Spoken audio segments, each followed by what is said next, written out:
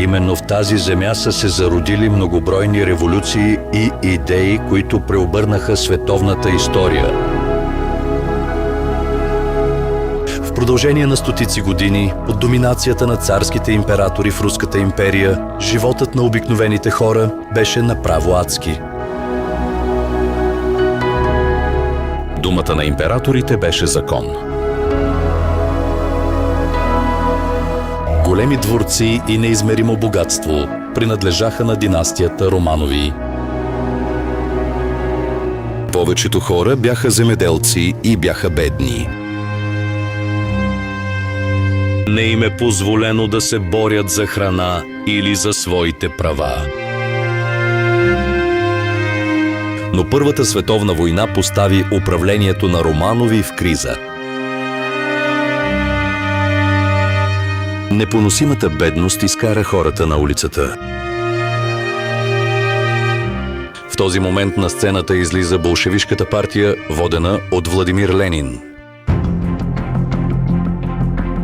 След кървавата революция от 1917 и дългогодишната гражданска война, през 1922 на световната карта се появи нова червена държава. Русия се пробуди за нова епоха.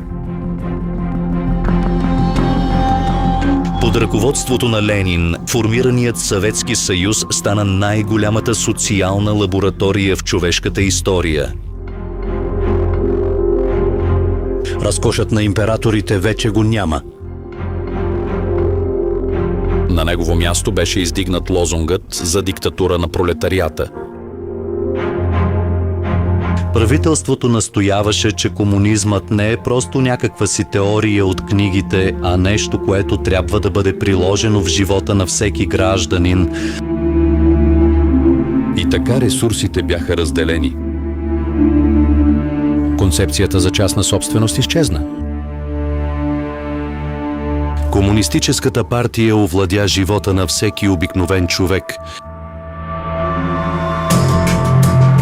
От земята и фабриките до храната, която всеки гражданин консумира, всичко беше под контрола на държавата. Опитът на партията да приложи марксисткия принцип от всеки го според способностите, на всеки го според нуждите, беше осъществен с изключителна прецизност.